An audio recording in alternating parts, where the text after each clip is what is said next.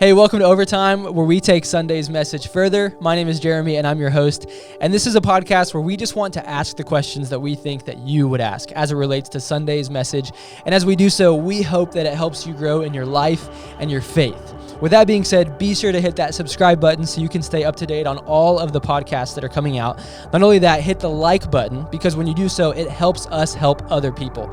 And if you ever have a question about Sunday's content or about Overtime, you can submit those to overtime@npaustin.com, and we will be sure to get to those in future podcasts. So with that being said, here's a quick recap of Sunday, and then we're going to jump into our conversation today. And we want to go back to some of the words of Paul. Even when we are weighed down with troubles, it is for your comfort and salvation. For when we ourselves are comforted, we will certainly comfort you. Then you can patiently endure the same things we suffer.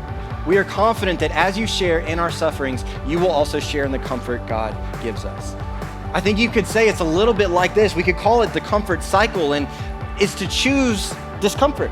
Now I'm in it. The only way we can stay in this cycle is we actually receive comfort. And as we're comforted, we experience growth. And as that growth occurs, we're able to flow into others and comfort others as well. Paul then lands on what is kind of the hope of the result of this series. As a result, we stopped relying on ourselves and learned to rely only on God, who raises the dead. Bottom line for this kind of today, even the series a little bit, choose discomfort, receive comfort, and comfort others. Well, what I wanted to do to start off the podcast today is I wanted to ask you about the roller coaster. Oh, yeah. Cedar Point, right? Yeah. And it was called the Top Thrill Dragster. Would you do it again? Yeah, 100%. Really? Yeah. Wow. I loved it. Based on the way you told the story, I was like, oh man, that was traumatizing. And Yeah. No, I mean, I don't know if I've ridden roller coasters since that day. Maybe I've gone to Six Flags here in Texas at some point, but I think I have. Yeah. But yeah, I mean, I loved it. Truly, it was it's so exhilarating. And I think it's the fear that makes it so great, Yeah. It is the moment of I'm going to die. I'm trapped. I can't get off of this. But, and specifically the Top Thrill Dragster was crazy. Yeah. Interesting. So, yeah. There's just nothing like that. There's no, Yeah. 120 miles an hour in open air, and then you're plummeting towards the ground at that speed. Yeah. Is insane. Yeah. So, yeah. But yeah, very uncomfortable. Yeah, 100%. Well, and they have so many cool ones there. I mean, yeah, you're overlooking the lake on some of them, and ones that hold you right before the drop, and you don't know exactly when you're going to drop and all of that. I don't do so heights for me, no issue anymore. It's the twisting, my stomach. I don't do it. Yeah. I'll do motion sick. So I don't like the ones that spin you in huge loops, or ones where the whole thing just moves the whole time or spins in circles. That stuff I'm not about. Yeah. I hate nauseous. I'm gonna throw up. The ground's moving, but just fast and high in the air. I can do, and I love that. Yeah. I was gonna say, have you been to Six Flags? Six Flags or SeaWorld? One of the two. One of them has one that's the steel eel, I think, and it's really big, just hills. And the other one has one that's the Great White, and it's those are both SeaWorld. Super spinny, right? Steel Eel is a steel roller coaster located in SeaWorld, San Antonio. That thing is high. That is you get to the top of that guy, and I remember I felt closer to God because I was praying so fervently at the top of that one. Okay, just for perspective, height 150 feet. What? Top Thrill Dragster 420 feet. What? You know what I mean? Almost 3 times as tall as the Top Thrill Dragster. It's so tall. It's so high. That's insane. I guess it's one of those you have to be there and see it to Yeah, no, it's not. And even from the ground, it's, you get on a ladder, and the ladder from the ground still doesn't look that tall, and then you just stand 10 feet in the air, and you're I'm kind of high in the air. Yeah. Well, that on a freaking 420-foot roller coaster, that effect is insane. Yeah. You're looking down at the ground from 420 feet and then flying towards it, and you're yeah, fairly convinced you're going to die. There's no rational thought that can take over. Yeah. You're this is the end. The ones I really hated was the ones that are just straight up and down. I think it was Scream. Scream at Six Flags, I think, was one of them. Yeah. And it just is one of those things that just drops you and then goes back up, drops you again, goes back up. Yep. Yeah. So the King de Ka is like, I think in New Jersey or something. And it's 456 feet. So it's got a similar vibe to the Dragster. Yeah. Yeah. Dang. But it is like a straight up and down shot too. Yeah. And it's 128. So it's 8 miles an hour faster than the top Thrill Dragster. Jeez. That's wild. Yeah. So so coming off of this series, we're wrapping up the series today. Is there any area in which you were like, I know you've taught 2 parts of the series, but any area in which you're like, oh, I'm going to get more uncomfortable in this area of my life, or here's how I've been reminded about discomfort for me or comfort for me, or anything like that you've bumped into? Well, it's funny. Like I feel like there were like, it was one of those like tightening up series. Like I feel like, as I'm like talking about it, I'm aware of it all over the place. Yeah. So like eating in particular. Yeah. I was like, oh man, like I really, like I was prioritizing that well, especially like it was the habit, I do those habits things. It was a habit like last year, 2 years ago. And then I was still like aware of it, like as I was preaching in the series, and like of like how often you might be going towards like comfort food kind of thing. 100%. Yeah. Well, I think food in particular, it's like the type of comfort that I feel the least amount of guilt about. I'm like, oh, there's it's whatever, it's fast food, it's like easy, and I don't feel this like deep shame about like eating fast food. Right. But in reality, it's like filling the same niche that something bad could. It's like still that like I don't want to sit in this uncomfortable emotion, and so I'm gonna go get a burger and fries that I don't need right now. Yeah. So I was thinking about that. I also, I was sharing with you, like, I felt like I had a running depression post-marathon. Like it was a goal for me for so long that like once I hit it, and I was reading about this, like some people experience this, like, I didn't have the desire to go do more miles. Like you were saying, you want to go do an even longer race. I was like, that's probably the longest I'll ever run. And so I felt this kind of like, what's next? Like just go do that harder, faster or whatever. So the like month of working out, which just falls into this series, afterwards was like, I usually look forward to that, especially in my season of life. I don't have small kids running around, like I like my time in the morning to go work out and everything. And I like the last month, it's been like, just twice the energy or effort as normal. Yeah, that's funny because I bring it up because we've been talking about it a lot. But I ran my first this last weekend, and I come across the finish line, and after 5 hours of running, because it was super slow on a trail, and I get across it. All I want, like more than anything in the world, is a pickle. Like they had a jar of giant like movie theater pickles, and that just sounded amazing to me. My mouth is watering right now as I think about it. And then Kyle, our friend, like 2 minutes after I came across the finish line, said hi to Ash. I'm holding Grayson, and he's like, "You want to do it again?" And I was like, "Dude, the timing." The timing. But then, after like a day, I was like, "Okay, no, that was good."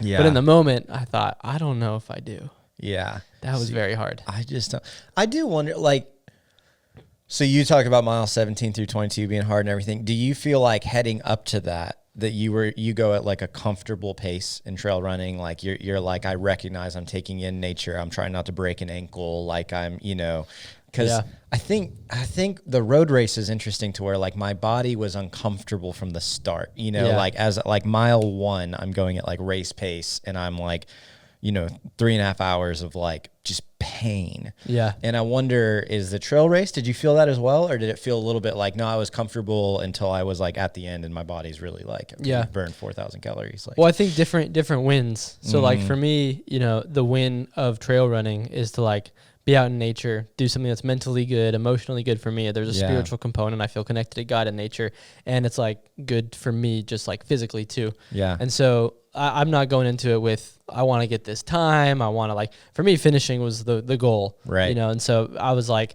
it'd be a bonus if I ended around 12 minutes a mile. Yeah. And so I felt, which I usually do, I did this in my first race, the half, where I like started pretty quick, and then I was like, oh no, there's adrenaline has me running at like an 8-minute pace, and usually on a trail I'm running like a 12-minute pace. Yeah, that's not going to be good. And so I tried to really pull back in the beginning, and so the first 15 miles are really enjoyable. Yeah, like they were really fun, and that's when the problem with the second half, that mile, I think what I told you, like 18 to 20-ish time, and what the problem with that was, it's all these granite rocks. And so you are like pretty tired by that point. Your legs are starting to feel a little jello-y.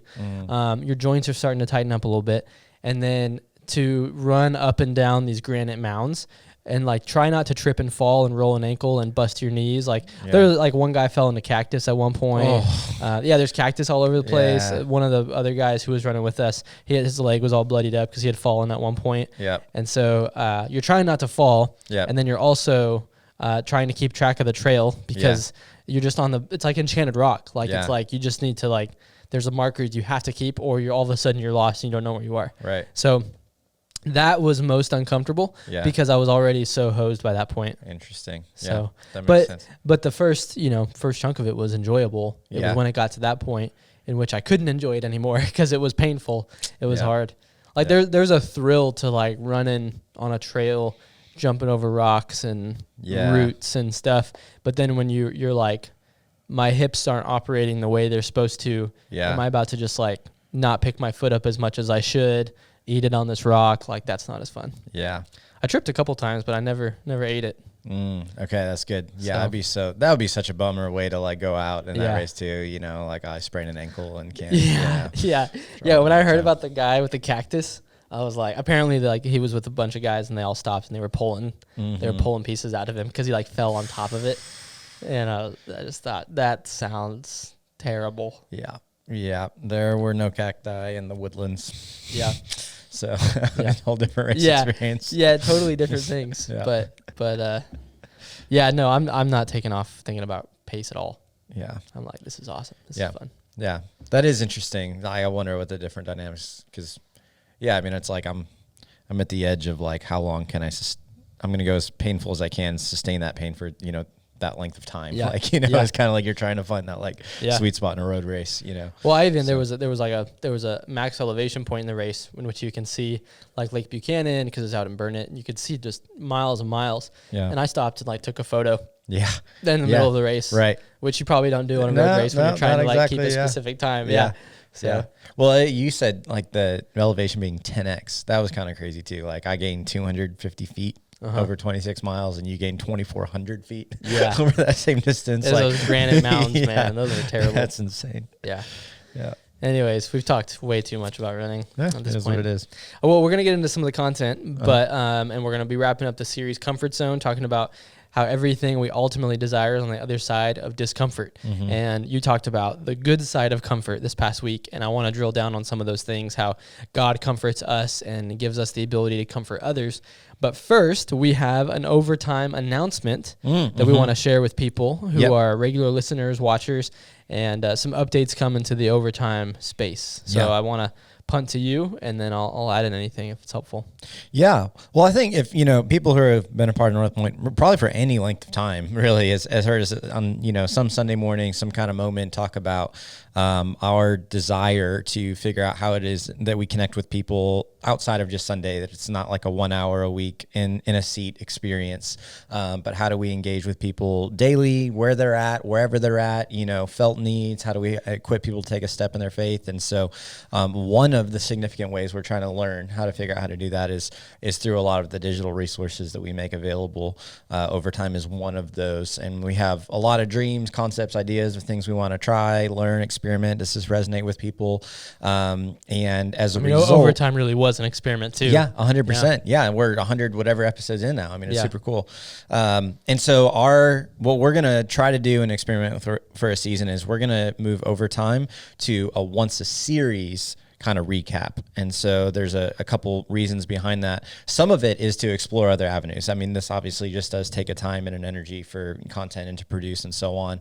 So some of that is, opportunities like The Upshot is another one that we have just launched. We're only a couple episodes in, but deals specifically with fatherhood. And we're like, man, that is such a whirlwind of not knowing what I'm doing at all times and constantly changing with new phases and can feel alone in that. How cool would that be to have, real conversations around what it looks like to try, as a dad. And so that would be one as an example. But so giving energy to those, but the other being like with the overtime being like weekly, some of the things we run into was like not wanting to rob what's coming up in a series. Like, oh, we can't really like go that way, even though it's a natural flow of conversation, because that really is like part 2 and so on.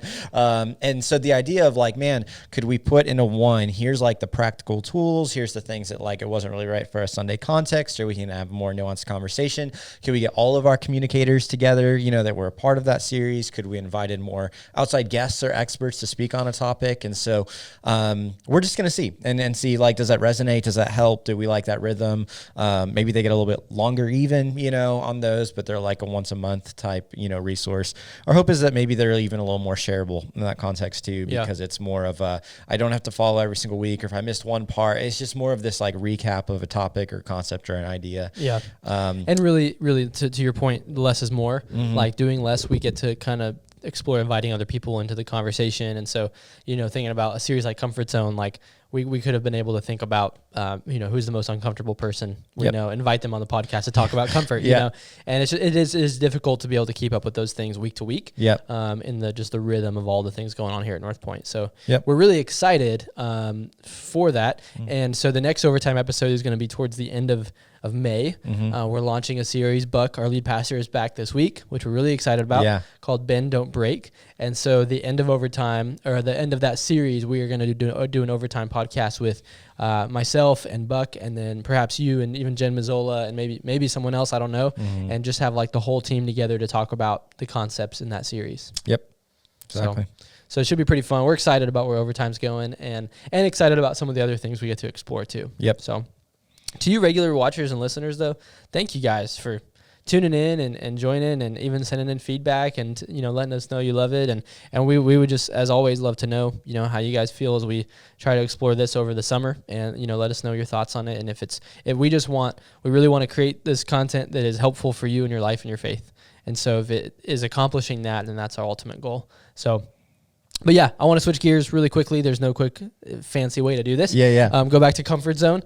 So like I already kind of recapped a little bit of what you talked about, but one of the things you actually alluded to on Sunday was that we're going to get more in depth with talking about what it means to be comforted from God practically. And I think, did you say Emmanuel journaling on Sunday? I didn't call it that, no. Okay. But I referenced it. It was a journaling prompt. Yeah. So this is a journaling prompt that I've heard you talk about, and that you and Emily received at that marriage retreat that you did a few years back. And so, and I know you got the whole workbook right there from that retreat. So yeah, man, I just unpack. What are the ways more practically that we can experience comfort from God? Yeah, well, I think you're always doing this balance, and I think it has to, like, you have to hold it in attention, because on one hand, I don't want to oversimplify the God of the universe and all the ways to connect to him, like, and to hear these like 7-step journaling, prompt, you know what I mean? Yeah. And with like no handles and like no practical, especially the way you're wired, that can like, it's just so ethereal. It's so like, what does that mean? Like, how do I actually experience that?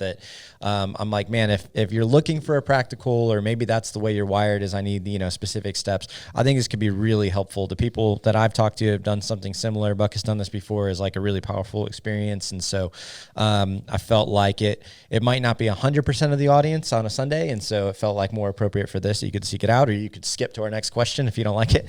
But if it is helpful, it's a 7-step kind of journaling prompt. It is titled what you called it in the work, but it's called the Emmanuel journaling exercise, because that means God with us. So this is the idea of like, how do we experience exactly that? If I'm searching for it, is that E or I?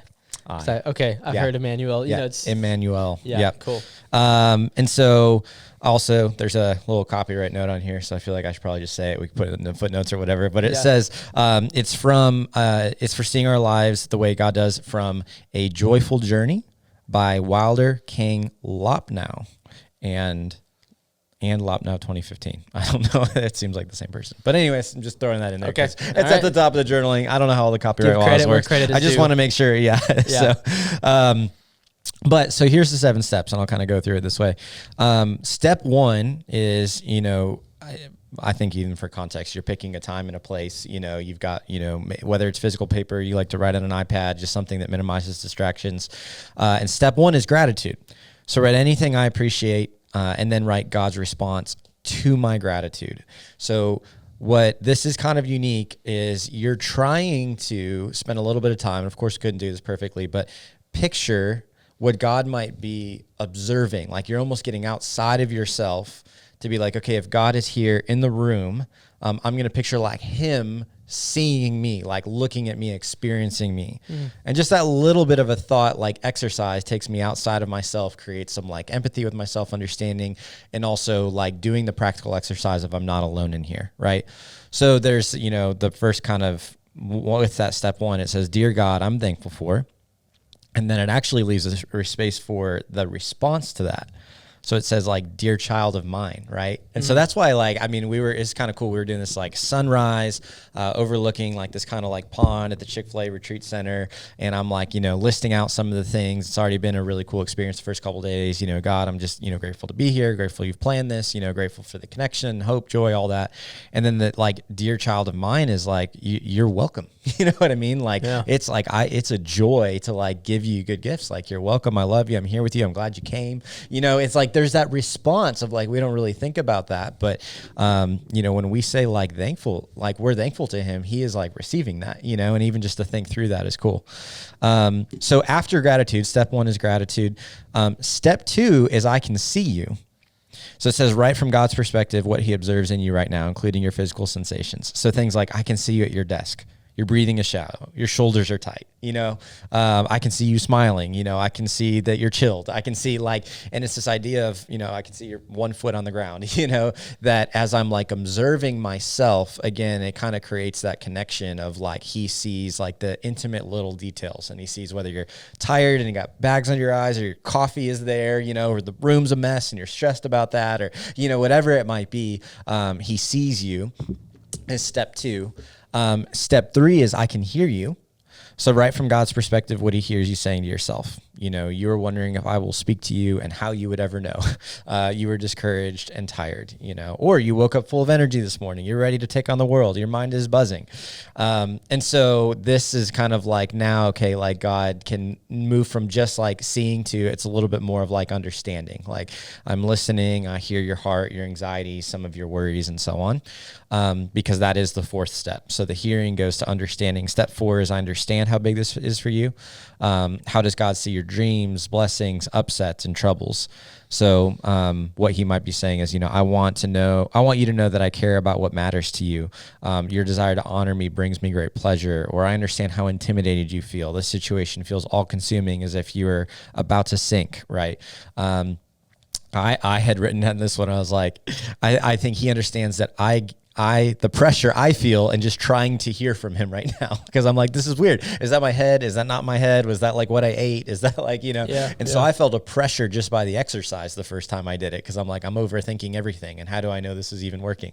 And I wrote just like, he gets that. He gets like us trying to connect with him when that's new to us, especially, is like, it can be a confusing process, an uncomfortable process. We don't know, like, am I doing this right? Yeah. And so it goes from like him hearing you to him understanding you. Step five is I'm glad to be with you, and I treat your weakness tenderly. So how does God express his desire to participate with you in your life? So examples are things like, your dreams are precious to me. I fill you with life each day and really enjoy your desires to seek me. Or I see your discouragement, after yelling again, times you're frustrated or tired when, I want to be closer to you. So this was like the idea of like, one desires to be in it, kind of wherever we are, like whether it's a valley of life or it's a high of life. And there's also this, and this is a big one for me, like that kind of tender, or on Sunday we talked about like his compassion, like that compassionate stance. Because I picture a lot more like the posture is always like God's arms folded, kind of like scolding or disappointed. Why haven't you come to me sooner? Like, why haven't you, there's all this kind of stuff that I feel like he's like kind of like one eyebrow raised at me. And so picturing him in this like compassionate, arms open, tender stance that like, he is just so grateful we're seeking him, desires relationship with us more than anything in the world, Yeah. And so his enjoyment just in that, whether life is good or bad for us or in between right now, is a really cool thing to recognize. And step six is cool. So this is like, some people want to jump to six, I'm sure, but six is I can do something about what you're going through. So what does God give you, for this time? So examples, again, he might say like, come away with me. I offer you refreshment, new energy, vision. I will strengthen you, and then he might even like point out times like, remember how your friend encouraged you last week, like there's like moments of where I've like tried to send encouragement your way, like where are you recognizing me? So this is neat to say, like, there is something we're recognizing now in this, like, he can give us something, like he can give us the peace we desire, the strength we desire, the hope we desire, whatever that might be, is something that we can actually receive to him. And 7 is reading it all aloud. And it even says, like, if you do this with somebody, that it's kind of a cool thing too, to like recognize, kind of check. There's like a vulnerable nature to it, but you can do it with a friend, you can do it with a partner or spouse, something like that, counselor. But then reading it back through in kind of one holistic thing. Yeah. So, again, like I want to throw in all these caveats with it. Doesn't mean you have to know exactly what God would say. You're not God. Like there's not, but I think there's a lot of cool elements around as it breaks that down, to see you physically, to hear and understand, to be in it with you, the fact that he enjoys to be with you, that he desires to connect with you, that he can do something about it, that taking the kind of slow, process through that, to me created like some really cool moments, like some really profound, like, wow, I do kind of feel like he's on this bench with me. Like I do kind of, I feel like he's in this moment with me, in a way that was a little heightened compared to what I feel like I normally experience, or if I rush through that process or something. So, that feels like, I got a couple thoughts. One, it's just super cool. Thanks for sharing that. And I would say for anybody who's like, okay, what was step 3? Just rewind it and kind of listen to that again. Maybe take a journal or a pen or your phone and take some notes on that too, because I think that's really good. And it's funny you say, because it made it feel like God was on the bench, next to me. It being called Emmanuel, journeying God with me, because it puts us in a posture to receive almost God's presence in our life, that he is with us, that he is alongside us. And man, I just think that's super cool. How often do you feel like you do that, or how often do you feel like one should do that?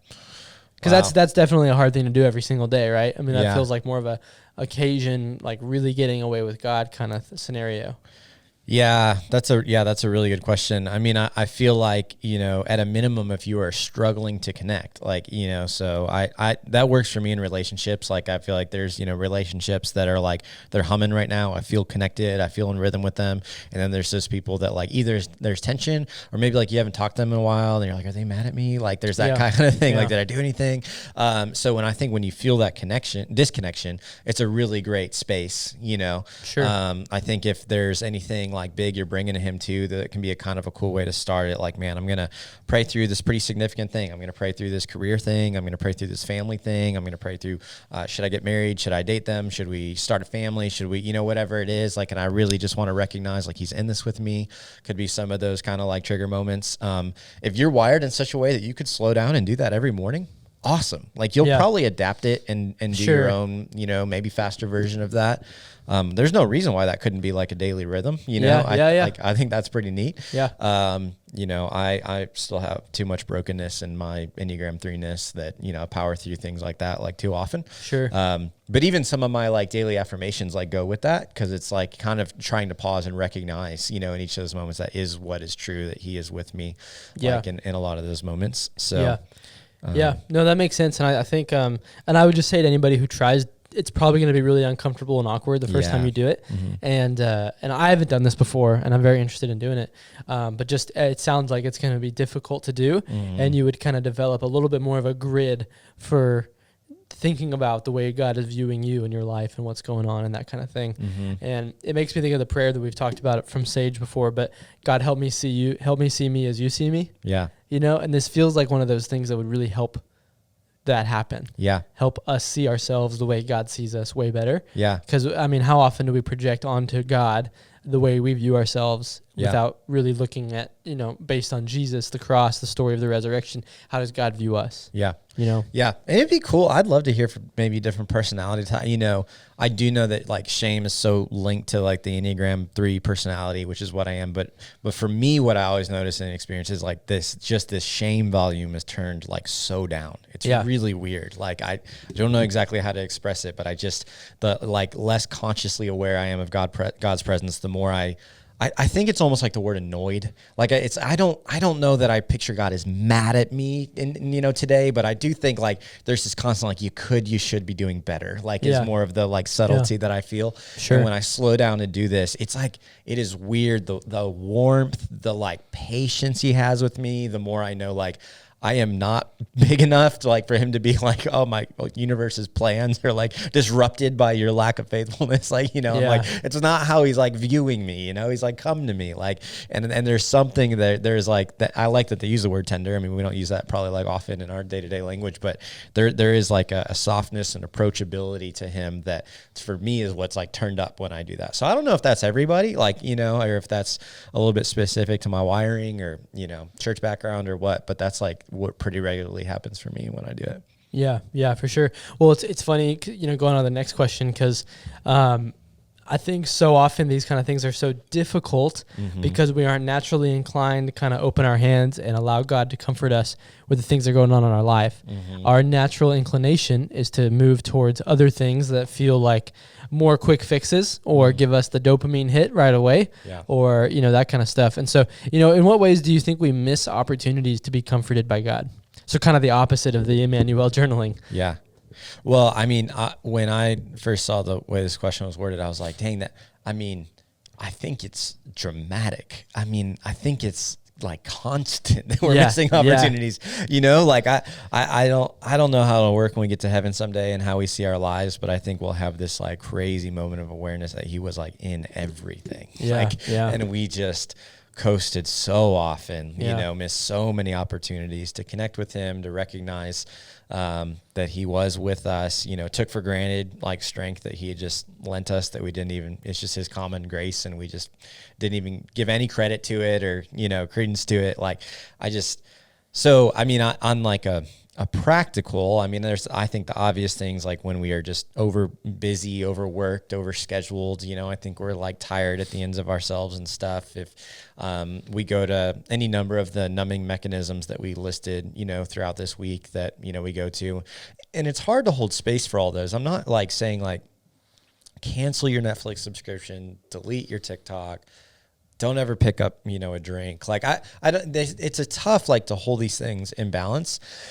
Because some of these, like there are, I think, tools that God has given us, for our enjoyment and so on. But for most of us, I think we overindulge all those things. But we go to them first, like, that's just the normal rhythm. Like those are on the top of our priority list. And if I have time, for God, great, and so, even when people will ask about like time with God, like mornings and evenings and stuff, I'll usually advocate for mornings. Like I get some people like, I'm not a morning person, but there's something about the priority order of like, I sought you first versus like fitting you in tired at the end of the day. It's not bad if you're a person that spends time with God at night. I'm just like, if you've never tried it, try the mornings, so I think all of that, all the coping mechanisms, I think every time I opened with fast food, but I'm like, man, every time I go and get like food that's terrible for me, because I'm just craving whatever, I'm like, that's a moment God could have comforted me. And I just chose the burger instead,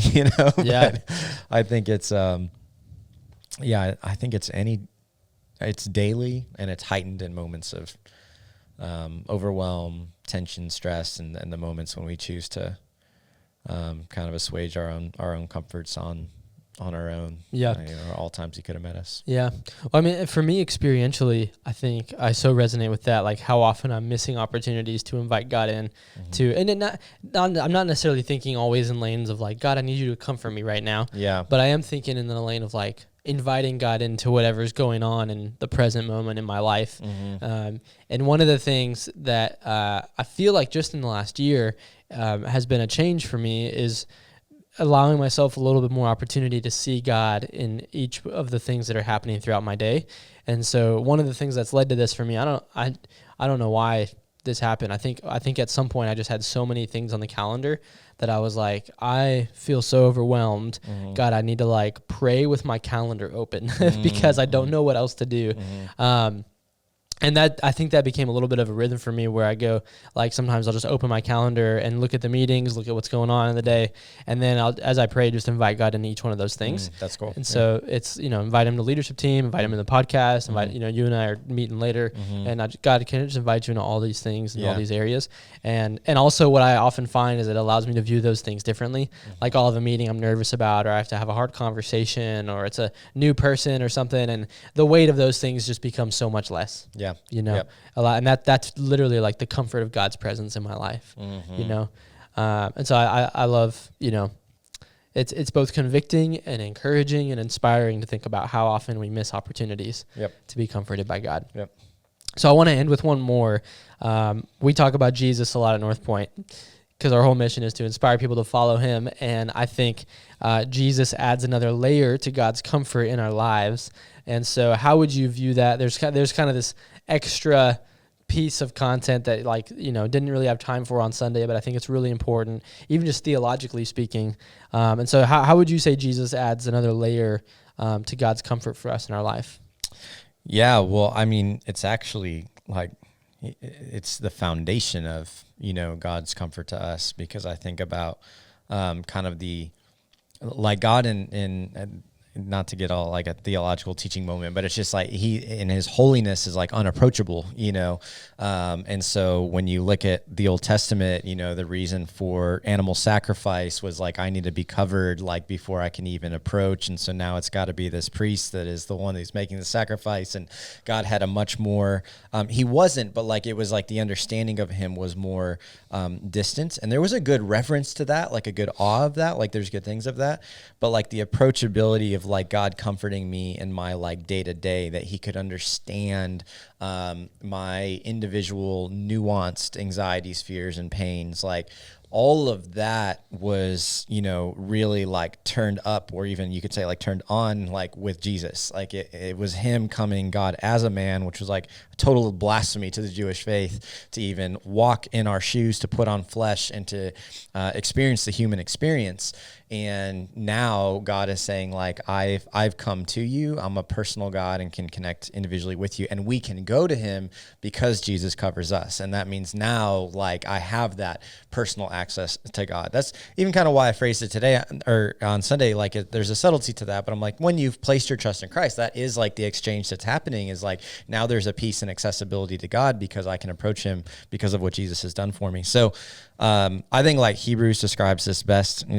Hebrews 2 says, for this reason, he had to be made like them, talking about Jesus, fully human in every way, in order that he might become a merciful and faithful high priest in service to God, and that he might make atonement for the sins of the people. Because he himself suffered when he was tempted, he is able to help those who are being tempted. And then a couple chapters later in chapter 4, verse 15, it says, for we do not have a high priest who is unable to empathize with our weaknesses, but we have one who has been tempted in every way, just as we are, yet he did not sin. So the ways that we're like, we know we're not alone, that even that whole journaling exercise of like, he does see us, he does get us, he does understand us, like that's rooted in Jesus as our Savior, coming and living the human experience. And he's now the high priest that we have available to us. So this is such a huge deal. And part of the reason I went, more, like lecture mode for a second is like that it is a fundamental differentiator from other worldviews and faiths that are available to us. This is the thing where it's like religion flipped on its head, where it's like God came to us instead of us going to God. And it is, Jesus is a unique God. He is a unique Savior. This isn't like all religions are the same. There's a personal intimacy that we can have with him, that he would, in spite of all the world's problems, and, we're up to, I think, 8 billion people on the planet now, all have their own problems, but God cares about mine individually and gets mine individually and can comfort me individually, because he sent Jesus for us. And so it's all really like all rooted to him, I would say, that Jesus adds that layer. Yeah. Well, I think experience, I'm just adding things that you say the stuff and I'm like, yeah, I've experienced that. But for me, one of the things my counselor told me recently was he challenged me to practice being a disappointment and allowing other people to be wrong about me. And so I guess he noticed something in me, that I was always worried and trying to control the outcomes in which people viewed certain things, and was worried about them having a negative perspective of me or my work or something I was doing. And so always trying to kind of control the outcome. And that's definitely more in the Enneagram 6 kind of lane. And he said, hey, you need to practice being a disappointment. And so I was like, okay, well, I'm going to try to figure out what that looks like. And then as it wasn't like all of a sudden I just started dropping balls and disappointing people, but I started to see more and try to find peace in the ways in which I was disappointing certain people in my life. Disagreeing with them on certain things, and just being okay to sit in that disagreement and be okay with it, and going like, oh, I don't need to fix the disappointment. I don't need to do that. And then I started reading one of the New Testament Gospels, and I just noticed how much Jesus he is disappointing people. He's both loving people so radically, but then as he walks through his ministry, I mean, people are angry with him. They misunderstand him. They are disappointed in him all the time. And for me, reading about that just made me go like, oh man, Jesus like understands what it means to disappoint people. And you think about the story of the cross, I mean, being so misunderstood.